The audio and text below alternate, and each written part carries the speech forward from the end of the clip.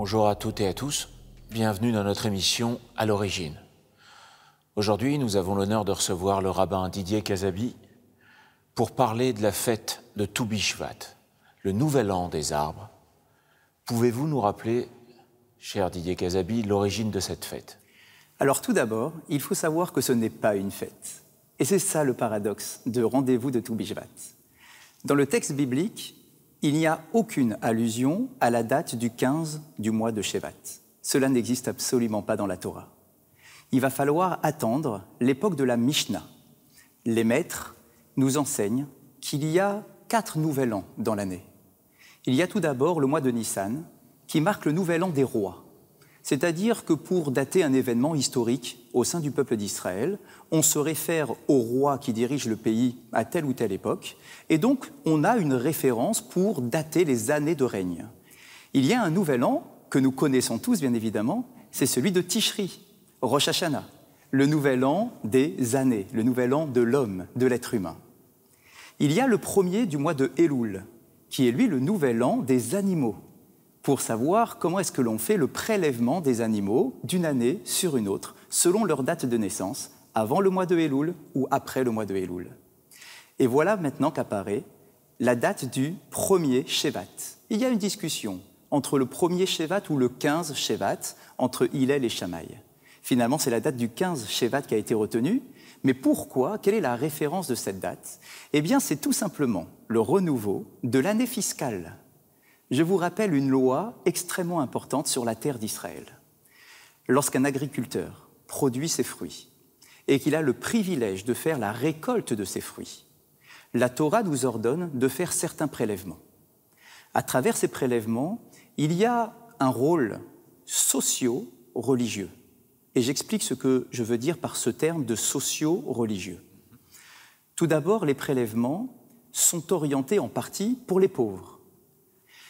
Il y a également des prélèvements qui sont réservés pour les prêtres, les Kohen et les Lévis. Pourquoi? Non pas parce que c'est un privilège qui leur est réservé, mais tout simplement parce que ces hommes sont investis au service du peuple. Ils n'ont pas de terre en Israël. Ils se consacrent parce qu'ils sont les représentants du peuple auprès de Dieu et également les représentants de Dieu auprès du peuple. Alors nous avons le devoir de nous occuper et de rendre des prélèvements et de leur offrir. Tout ça, c'est la partie sociale. Et il y a une partie, bien évidemment, religieuse. Pourquoi? Parce que dans le concept religieux, lorsque je produis un fruit, l'homme, par définition, veut toujours s'accaparer tout le produit de sa production, tout le fruit de sa production.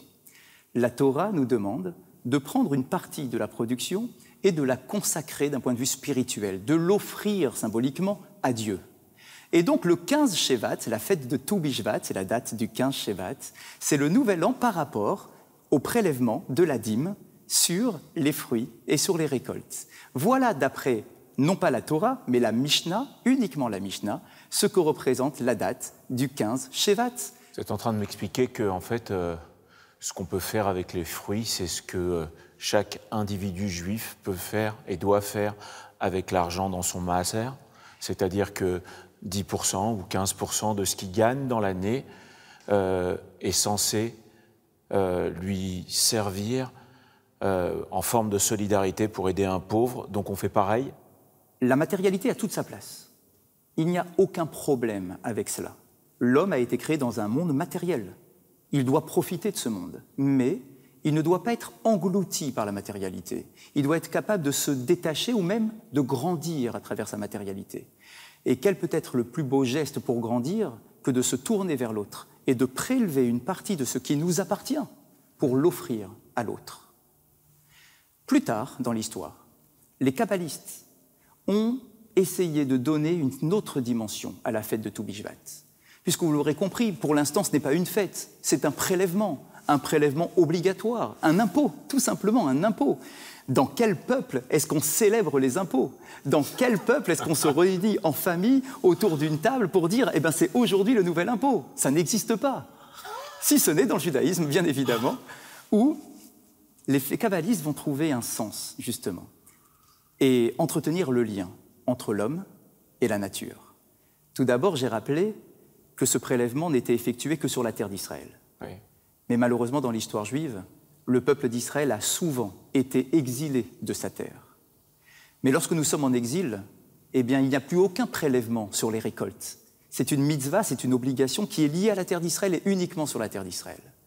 Les maîtres ont eu une idée de génie. Malgré l'exil, ils ont voulu préserver dans l'esprit du peuple d'Israël ce lien avec la mitzvah, l'obligation de célébrer la fête de Tou Bishvat. C'est ce qu'on peut appeler les traditions et les obligations qui sont liées à cette fête, ou alors, à travers ce que vous venez de nous dire, il y a encore, par rapport à cette fête, d'autres traditions ou d'autres obligations? Alors, en réalité, d'obligation, il n'existe pas. Et c'est d'ailleurs ce qui fait de Tou Bishvat un événement aussi populaire. Tout le monde célèbre Tou Bishvat, même ceux qui ne sont pas pratiquants, même ceux qui ne sont pas religieux, parce que justement, il n'y a pas d'acte religieux à travers cette célébration. On se réunit en famille et nos maîtres nous demandent tout simplement de consommer un maximum de fruits. Encore une métaphore qui est très forte. Au moment de cette fête, à cette période de l'année, les arbres sont nus. Il n'y a pas de feuilles, il n'y a pas de fruits. Alors pourquoi on célèbre le nouvel an des arbres au moment où les arbres sont complètement, entre guillemets, dépouillés? Encore une fois, un paradoxe apparent du judaïsme, et pourtant qui est porteur de valeurs exceptionnelles. Vous avez raison, Tou Bishvat n'est pas la fête du printemps. Pessah sera la fête du printemps. Tou Bishvat, c'est 2 mois avant. Il n'y a pas de fruits sur les arbres. Et on va nous demander d'en consommer un maximum justement pendant la fête de Tou Bishvat. Pourquoi? Parce qu'il y a un renouveau invisible, imperceptible au moment de Tou Bishvat. La sève va commencer à remonter à l'intérieur du tronc et va être transportée jusqu'au bout des branches pour pouvoir redonner vie à la nature. Il ne se passe rien sous nos yeux, mais dans la réalité, il se passe énormément de choses puisque la vie repart à partir de ce moment-là. Et c'est un message profondément juif que d'être en mesure de voir aujourd'hui ce qui n'existe pas encore. Voir aujourd'hui la réalisation d'une promesse à venir demain ou après-demain. Voir dès à présent les fruits qui apparaîtront sur les arbres et remercier Dieu aujourd'hui pour les fruits futurs que nous allons consommer.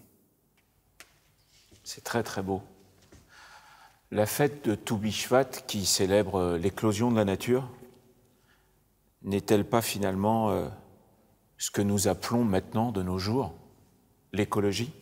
C'est-à-dire prendre soin de la nature et la remercier de ses bienfaits. Et je pense qu'on n'a pas une période plus propice que celle que nous vivons depuis 2 ans pour parler de ça. Vous savez, dans le judaïsme, l'écologie n'est pas une préoccupation de ces 10, 20, 30 ou 50 dernières années. L'écologie est un message majeur de la Torah depuis 3000 ans. Nous avons, nous, êtres humains, une grosse problématique à gérer. Nous avons l'impression que nous dominons le monde. Nous avons l'impression que nous maîtrisons l'ensemble de la création. Nous avons l'impression qu'il y a toujours un combat pour savoir qui va dominer, qui va être au-dessus de l'autre. Dans le judaïsme, on propose une voie différente, celle de l'épanouissement, celle de l'équilibre, celle de l'harmonie. Certes, d'après le judaïsme, l'homme est considéré comme étant la finalité de la création. Mais cela ne signifie pas qu'il doit utiliser la nature et écraser la nature pour la mettre à son service. Cela lui donne, au contraire, lui confère une responsabilité vis-à-vis de la nature. Et d'ailleurs, dans les lois de consommation que nous avons vis-à-vis des fruits, vis-à-vis de tout ce qui nous entoure, il y a des limites. La Torah fixe des limites. Pourquoi?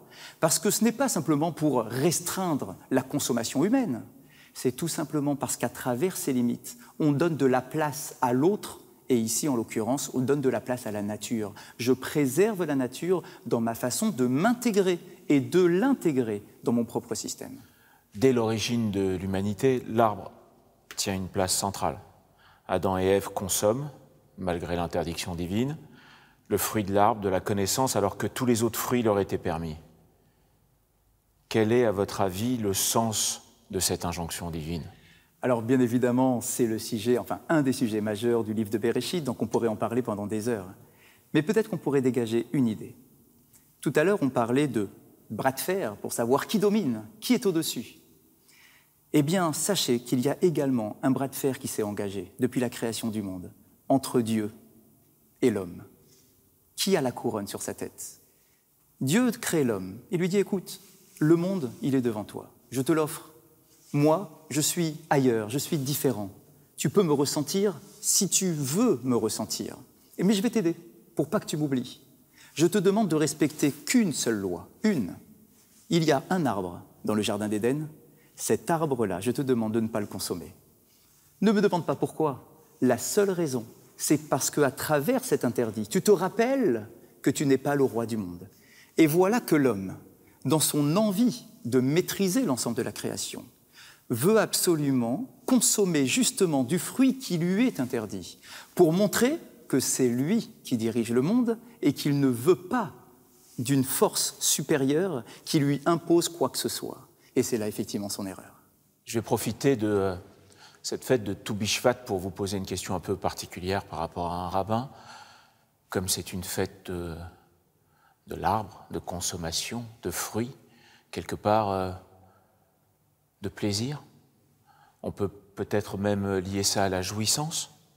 Est-ce que ça nous explique que selon la religion juive, l'homme doit jouir de tout ça, ou au contraire, doit se sacrifier et se mettre en retrait de tout ça pour s'élever spirituellement, à votre avis? Votre question est très bonne. Vous savez, le judaïsme est souvent perçu comme étant une religion qui impose beaucoup de restrictions. Pourquoi? Parce qu'on a l'impression que pour s'élever spirituellement, je suis obligé de me détacher matériellement et physiquement. Et donc, il faut se priver de consommation, de plaisir, de désir, de jouissance. Et pourtant, là encore, on parlait tout à l'heure de la création de l'homme. Et on parle souvent de l'interdit, de consommer le fruit interdit. Donc on se dit, ah ben voilà, encore une fois, un interdit. Et pourtant, quand on regarde le texte biblique, quand Dieu s'adresse à l'homme pour la première fois, il lui dit « De tous les arbres du champ, tu consommeras, à l'exception d'un arbre que tu n'auras pas le droit de consommer. » Ça veut dire qu'avant de présenter l'interdit, il y a d'abord une obligation de jouir de l'ensemble de la création. Et de là, le judaïsme va avoir une approche très originale. Nous avons un devoir de jouir du monde que Dieu nous offre et ne pas se priver de quoi que ce soit, qui soit autorisé bien évidemment par les commandements de la Torah. Il y a une façon de sublimer la création à travers la consommation. Consommer en prenant conscience que Dieu se manifeste à travers la nature. Consommer en remerciant Dieu de nous offrir tant de fruits. Pourquoi? Parce qu'il cherche notre plaisir, notre jouissance à travers les goûts, les arômes et les textures que nous consommons. Donc oui, nous avons le devoir de jouir du monde qui nous entoure pour pouvoir nous élever spirituellement.